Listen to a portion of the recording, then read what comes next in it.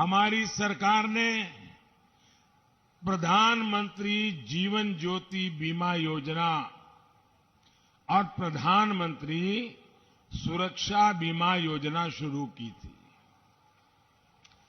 और हमने प्रीमियम कितना रखा था? एक योजना के लिए सिर्फ 90 पैसे, यानी एक चाय की कीमत से भी बहुत कम, एक कप चाय से भी कम कीमत में रोज का 90 पैसा आपका बीमा उतारना। और दूसरी योजना के लिए हमने इन्हें कहा कितना था? एक महीने का 1 रुपया, एक महीने का 1 रुपया। इन योजनाओं के माध्यम से हमने गरीब को 2-2 लाख रुपए का सुरक्षा कवर दिया। 2-2 लाख रुपया। आज यूपी के 4.5 करोड़ से ज्यादा मेरे गरीब भाई बहन इस योजना से जुड़े हुए हैं। और आपको खुशी होगी, इस सुरक्षा की वजह से भी यूपी के गरीब परिवारों को बीते वर्षों में करीब करीब 1,000 करोड़ रुपए की मदद उनके खाते में सीधी पहुंची है। 1,000 करोड़ रुपया। हमारी सरकार संकट के समय कभी भी किसी का साथ नहीं छोड़ती, बल्कि गरीब परिवार का संबल बन करके खड़ी रहती है। भाइयों और बहनों, गरीबों के लिए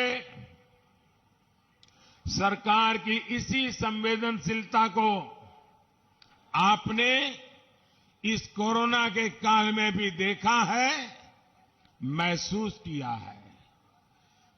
हम सबको पता है पूरी दुनिया में कितनी बड़ी भयंकर महामारी आई है।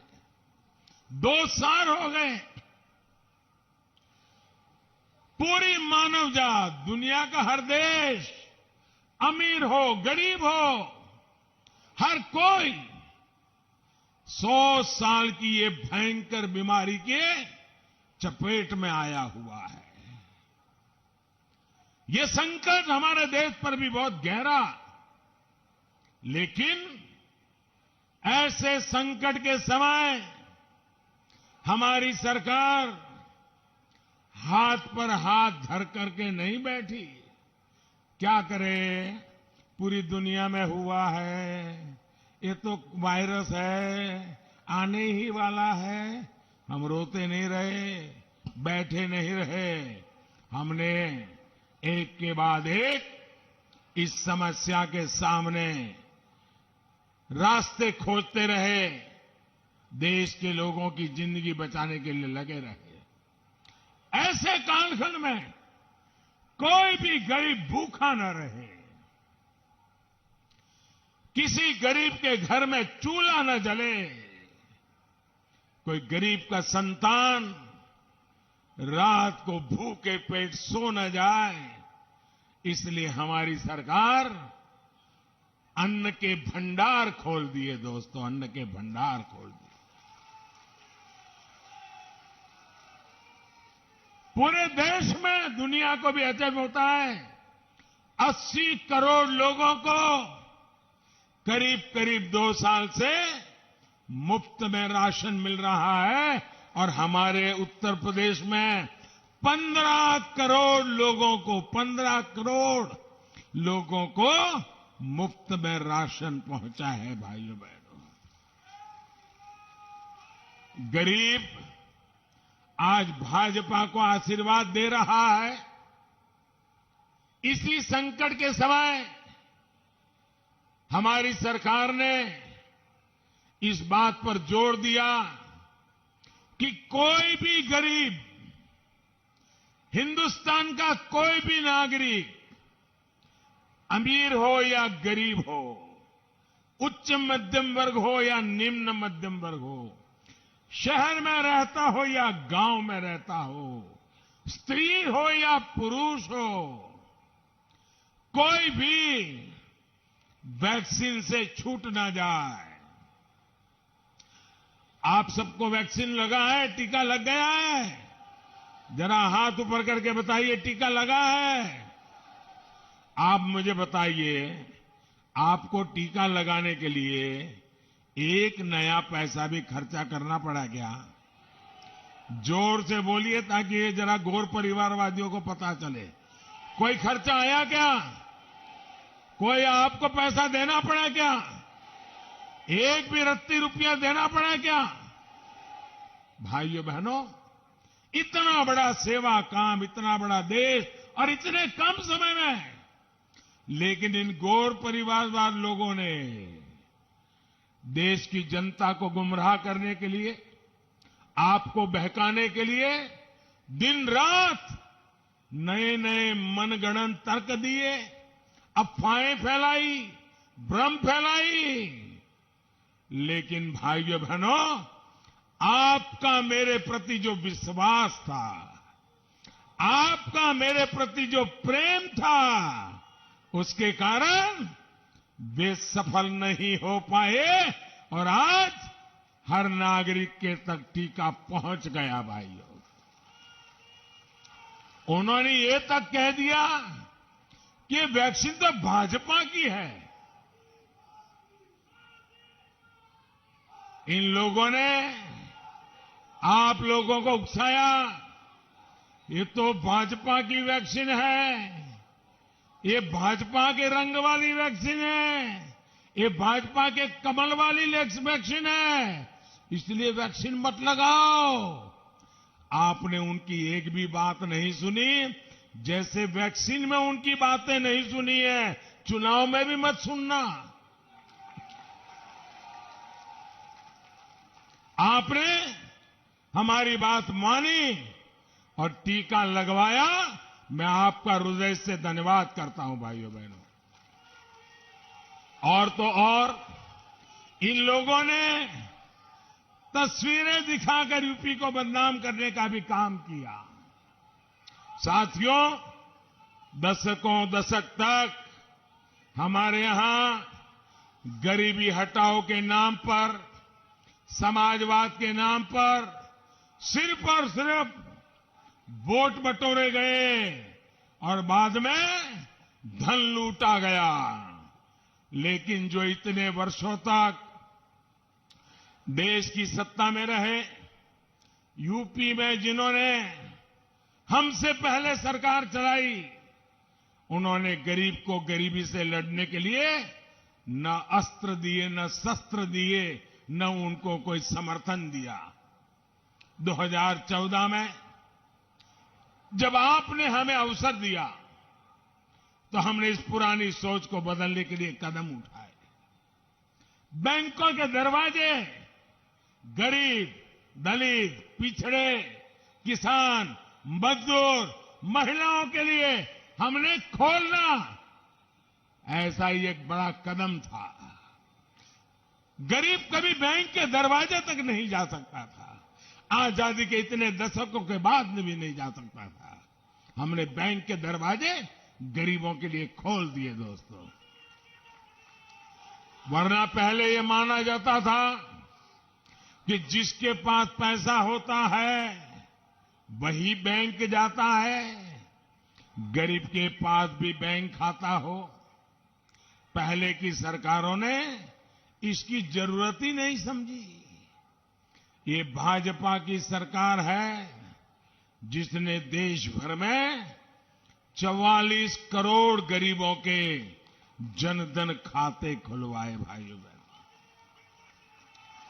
और इन जनधन खातों की ताकत देखिए।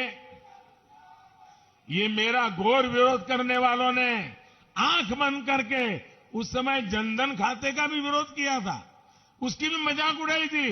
बोले लोगों के पास पैसे नहीं है, खाते खुल करके क्या करेंगे, ये जनधन खाता तो ड्रामा है, ऐसे ही बैंक के कागज खराब कर रहे हैं, ऐसी ऐसी बातें बोली थी। लेकिन जनधन खातों की ताकत देखिए साथियों, बच्चों की पढ़ाई के लिए सरकारी मदद बिना बिचौलिए, बिना कट सीधे बैंक खाते में पहुंच जाती है।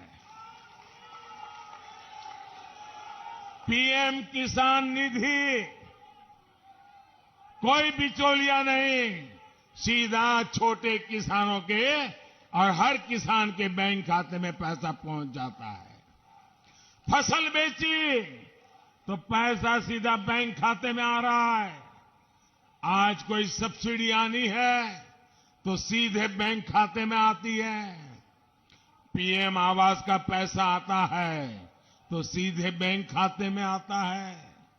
मनरेगा का पैसा आता है तो सीधा बैंक के खाते में आ जाता है।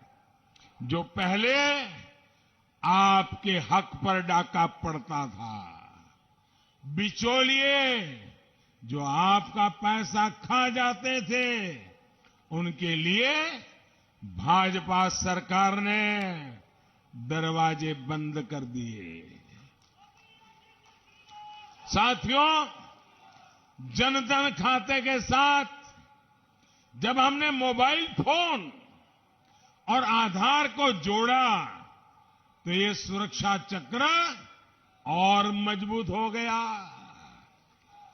अब हमारे छोटे किसानों, पशुपालकों, मछली पालकों को भी जनधन खातों के कारण बैंकों से आसान ऋण मिलना संभव हो पाया है। आपको पता होगा, हमारे देश के एक प्रधानमंत्री सार्वजनिक रूप से बोले थे। उन्होंने कहा था कि मैं दिल्ली से 1 रुपया भेजता हूं तो गरीब के घर 15 पैसा पहुंचता है। 1 रुपया भेजता हूं तो सिर्फ 15 पैसा पहुंचता है। तो ये 85 पैसे किसके जेब में जाते थे भाई? ये कौन मार लेता था? ये कौन मार लेता था पैसे? अगर 1 रुपया भेजा है तो 100 पैसे पूरे गरीब के खाते में जाने चाहिए कि नहीं जाने चाहिए? 100 के 100 पैसे गरीब को मिलने चाहिए कि नहीं मिलने चाहिए? अब मैंने ये पक्का कर लिया कि गरीब के खाते में दिल्ली से मैं 1 रुपया भेजूंगा तो बीच में कोई हाथ नहीं लगाएगा, 100 के 100 पैसे पहुंचेंगे। अब मुझे बताइए भैया, ये जिनकी दुकानें बंद हो गई, जिनको ये मलाई खाने को मिलता था, उनको मेरे पे गुस्सा आएगा कि नहीं आएगा? आएगा कि नहीं आएगा? वो मोदी को गाली देगा कि नहीं देगा? मोदी का बुरा बोलेगा कि नहीं बोलेगा? मोदी के पीछे पड़ जाएगा कि नहीं पड़ जाएगा? मोदी ने कोई गुनाह नहीं किया। गुनाह यही है कि मलाई खाने वालों की कटकी बंद कर दी है। आप मुझे बताइए, मैंने सही किया कि गलत किया? सही किया कि गलत किया? ये करना चाहिए था कि नहीं करना चाहिए था? अगर मैंने सही किया तो आप मेरे साथ रहोगे, पूरी पूरी ताकत दोगे। आपकी जितनी ताकत मिलेगी उतने ही ताकतवर फैसले मैं करूंगा भाइयों बहनों। अब आप देखिए, हमने स्वनिधि योजना के माध्यम से रेहड़ी पटरी ठेले वालों को भी बैंकों से बिना गारंटी का लोन दिया जा रहा है। इस प्रकार के काम तभी होते हैं जब सही मायने में गरीब को सशक्त करने का इरादा मन में होता है। वरना दशकों से गौर परिवारवादी तो सिर्फ नारों से ही काम चला रहे थे। साथियों, आजकल ये लोग नौकरी को लेकर बड़े बड़े दावे कर रहे हैं। इनकी सच्चाई भी मैं आज आपको बताना चाहता हूं, यहां योगी जी ने 5 साल में करीब 5 लाख युवाओं को सरकारी नौकरी दी, जबकि योगी जी के आने से पहले 10 साल तक जो सरकारें चली, उन्होंने 10 साल में सिर्फ 2 लाख लोगों को ही काम दिया था, नौकरी दी थी भाइयों। 10 साल में 2 लाख और 5 साल में 10 लाख, 5 साल में 5 लाख लोगों को नौकरी दी भैया, भाइयों बहनों। और तब कारोबार क्या था? किसी की सिफारिश लगानी पड़ती थी, किसी नेताजी का कुर्ता पकड़ के चलना पड़ता था, गरीब मां को अपनी जमीन गिरवी रख करके करप्शन के पैसे देने पड़ते थे, तब जाकर के मुश्किल से बेटे का इंटरव्यू निकालता था। भाइयों बहनों, गरीब को इतना नुकसान इन लोगों ने किया था। भाइयों बहनों, हमने वो स्थिति बदली है। क्या युवाओं के भविष्य से खिलवाड़ करने वाले ऐसे लोग, क्या हम उनको माफ कर सकते हैं? ऐसे लोगों को माफ कर सकते हैं? ग्रुप सी और ग्रुप डी की भर्तियों में हमने इंटरव्यू समाप्त करने का भी बहुत बड़ा निर्णय कर लिया, और उसका लाभ भी ये सब कटकी कंपनी को दरवाजे दिखा दिए। भाइयों बहनों, दरवाजे दिखाइए, और गरीब को अर्जी करने पर योग्यता के आधार पर घर पे ऑर्डर आ जाता है। भाइयों साथियों, आज ये परिवारवादी लोग किसानों की भी बातें करने लग गए हैं। उन्हें लेकर भी बड़े बड़े दावे किए जा रहे हैं, लेकिन बहराइच का किसान इनकी सच्चाई भी जानता है। ये वो लोग हैं जिन्होंने उत्तर प्रदेश में दर्जनों चीनी मिलें बंद करवा दी कि नहीं करवा दी? चीनी मिलों को ताले लगवाए कि नहीं लगवाए? ये वो लोग हैं जिन्होंने यूरिया और खाद के लिए किसानों पर डंडे चलवाए। ये वो लोग हैं जो किसान को गन्ने की पर्ची के लिए तरसा देते थे। पिछली सरकार के समय बहराइच के 75,000 किसानों को ही सरकारी खरीद का लाभ मिल पाया था, जबकि हमारी सरकार ने सिर्फ बहराइच में गेहूं और धान के करीब 2 लाख किसानों से सरकारी खरीद की। यूपी के किसानों को छुट्टा जानवरों से हो रही दिक्कतों को हम गंभीरता से ले रहे हैं।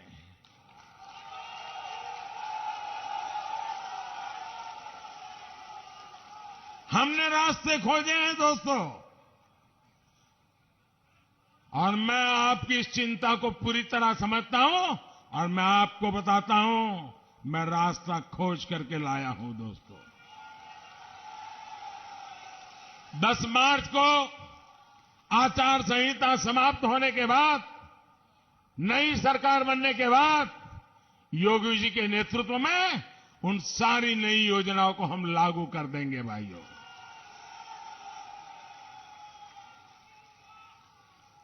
इन लोगों का काम करने का तरीका क्या रहा है, इसका उदाहरण सरयू नहर राष्ट्रीय परियोजना भी है। इनकी लापरवाही की वजह से ये योजना 4 दशक से भी पूरी नहीं हो पाई। 40 साल बीत गए भाइयों। ऐसे लोगों की क्या जरूरत है? अरे आपके घर में काम करने वाला व्यक्ति अगर 2 घंटे तक काम करना पूरा है और 2 दिन तक नहीं करता है, तो उसको रखते हैं क्या? आप रखते हैं क्या? उसको कहते हैं बाबा जाओ, तुम नहीं कर सकते हो, कह कहते नहीं। ऐसे लोगों को सरकार में वापस लाओगे क्या? लाओगे क्या? 40 साल तक जो आपके लिए जीवन मरण का सवाल है, ऐसा पानी का काम लटकाए रखा। और देखिए बर्बाद कैसा किया रुपयों को। जब ये योजना का प्रारंभ हुआ था तब खर्चा होने वाला था 100 करोड़। 100 करोड़ में शानदार काम हो जाता, लेकिन 40 साल लटके रखा। जो आए उन्होंने कटकी की, हर किसी ने अपनी मलाई खाने का रास्ता खोजा और जाते जाते 100 करोड़ का काम 10,000 करोड़ रुपए तक पहुंचा। 10,000 करोड़ ये पैसे आपके थे जो बर्बाद कर दिए इन लोगों ने। आपकी कमाई के पैसे थे, इन्होंने बर्बाद किए हैं। इस योजना से बहराइच और गोरखपुर के बीच 9 जिलों के 30 लाख किसानों को सीधा फायदा होने वाला था। 30 लाख किसानों का इन्होंने गला घोंट दिया भाइयों। लेकिन बरसों के इंतजार के बाद आपको ये लाभ अब मिला है, हमारी सरकार के प्रयासों से मिला है। साथियों, बहराइच की ये धरती हमेशा से आक्रमणकारियों के मंसूबों को ध्वस्त करती रही है। देश के खिलाफ जाने वालों को यहां की मिट्टी माफ नहीं करती है।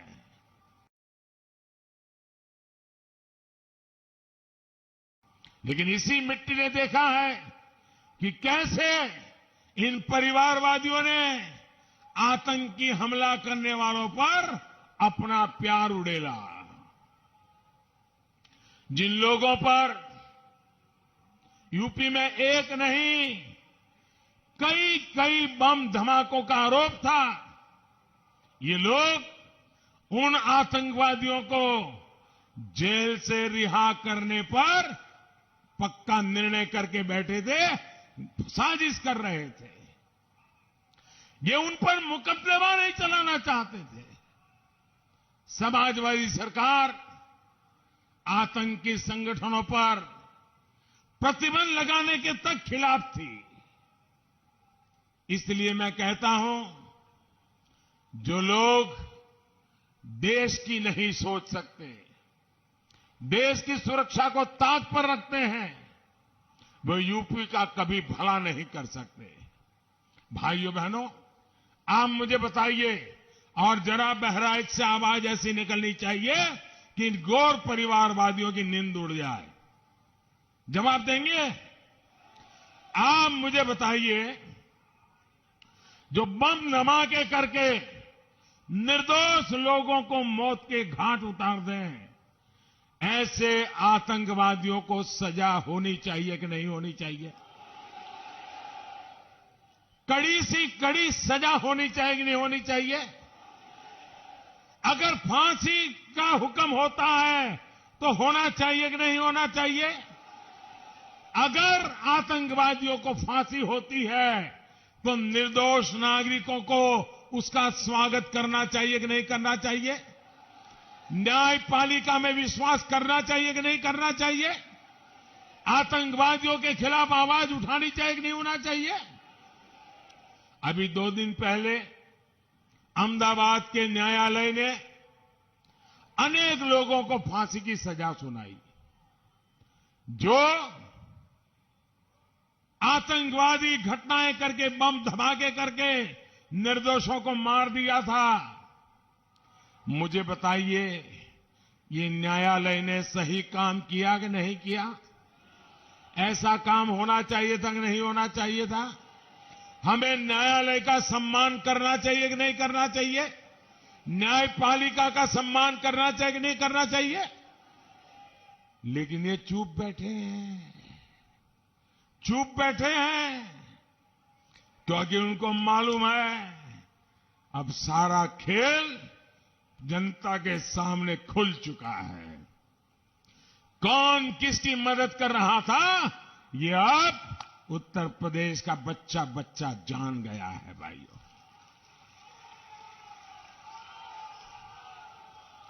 बहराइच, गोंडा, श्रावस्ती, बलरामपुर जिलों में विकास को रफ्तार दी जा सके, इसके लिए कई 100 करोड़ रुपए इसकी योजनाओं पर तेजी से काम चल रहा है। बहराइच गोंडा रेल मार्ग पर इलेक्ट्रिक ट्रेन की शुरुआत का रास्ता खुल गया है।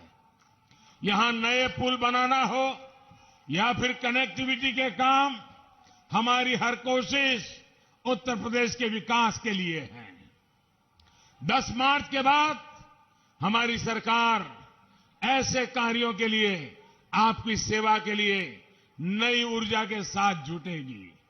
लेकिन भाई और बहनों, आपको ये और बात गांठ बांध लेनी है, माफियावादियों को मौका मिला तो ये लोग गांव गरीब की योजनाओं को बंद कर देंगे, बदले की भावना से बंद करेंगे। जिसको मौका पड़ेगा वो बदला लेने की ताक में है। क्या बदला लेने देंगे? बदला लेने देंगे? जो बदला लेना चाहते हैं उनको आने देंगे? ये बदला वालों को अवसर देंगे? भाइयों बहनों, कमीशन, क्राइम, कब्जेदारी, यही लोग फिर से मैदान में उतर आएंगे। इसलिए आपको ज्यादा से ज्यादा संख्या में भाजपा को वोट देना है। कमल के निशान पे बटन दबाना है। एक वोट भी छूटना नहीं चाहिए। आप मुझे बताइए, आज मैं हेलीकॉप्टर से देख रहा था, इतनी जबरदस्त भीड़, इतनी जबरदस्त भीड़, इतनी बड़ी तादाद में आप लोग आए हैं। आप थक गए होंगे। अब मन करता होगा मोदी जी आ गए, योगी जी आ गए, सभा शानदार हो गई, चलो अब सो जाते हैं। सो जाएंगे? नहीं सो जाएंगे ना, घर घर जाएंगे। ऐसे नहीं, जवाब पूरी ताकत से दो। घर घर जाएंगे, मतदाताओं को मिलेंगे, मेरी बात पहुंचाएंगे, मेरे प्रणाम उनको कहेंगे। मोदी जी आए थे, आपको नमस्ते बोला है, बता देंगे और बताएंगे मोदी जी ने आपसे कुछ मांगा है। आप उनको बताएंगे मोदी जी ने कहा है वोट डालना है, बताएंगे। कमल पे वोट डालने के लिए कहेंगे, ज्यादा से ज्यादा वोटिंग करवाएंगे। हर पोलिंग बूथ आगे निकल जाएगा, पहले से ज्यादा वोट करवाएंगे। पक्का? मैं आप पे भरोसा करूं? अरे मुझे विश्वास है दोस्तों, आपने जो सभा आज करके दिखाई है, आप इन सबको जिता करके लाएंगे, ये मुझे पूरा भरोसा है। भाइयों, मेरे साथ बोलिए, भारत माता की।